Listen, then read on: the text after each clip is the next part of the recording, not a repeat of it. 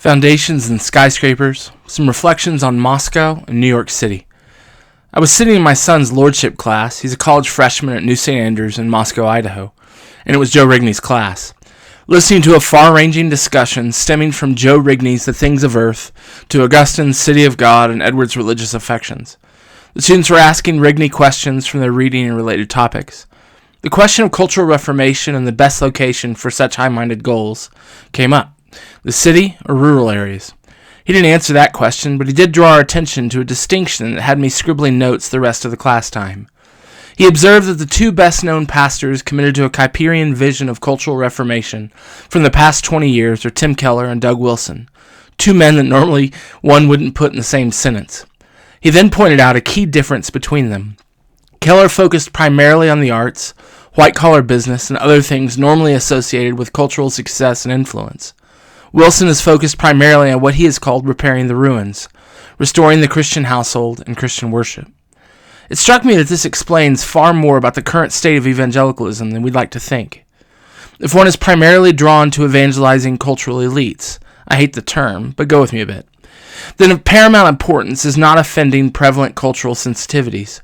Keller wasn't above offending certain sensibilities, but has been criticized for being too delicate in this offense-giving, a criticism that I think sticks.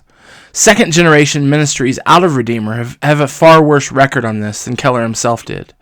The fundamental idea is that cultural reformation comes from the influencers, geographically, hence the emphasis on cities, and in terms of power and wealth. Questions of sexuality, men and women, and other secular orthodoxies have to be treated delicately or not at all, lest we lose the opportunity to really see churches grow and people come to some sort of Christian faith. Cultural renewal or reformation happens as we build on the foundations, no matter how rotted they actually are, already in place.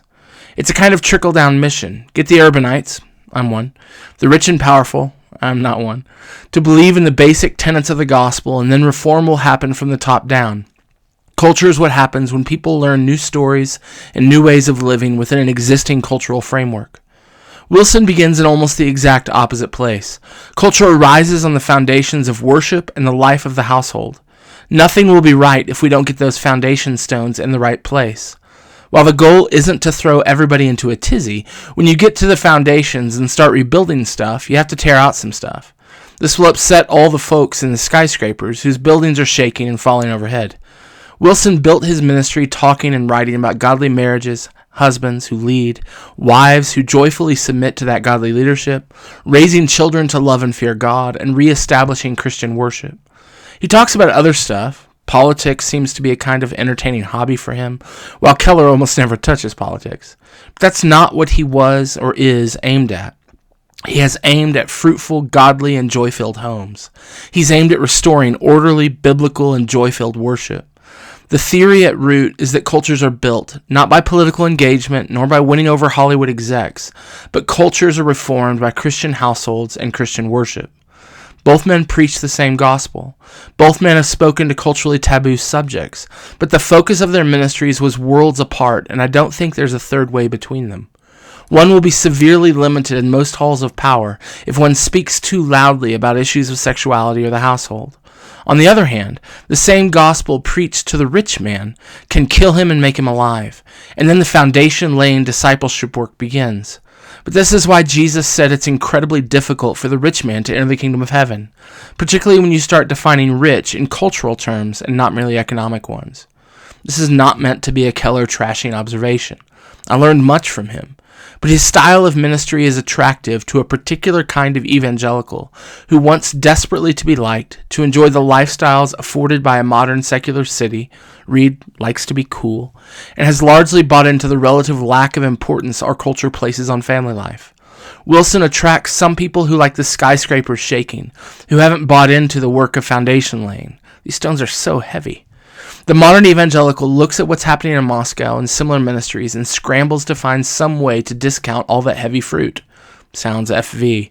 Racism, abuse, and my favorite, he's so caustic. But I think this is the way.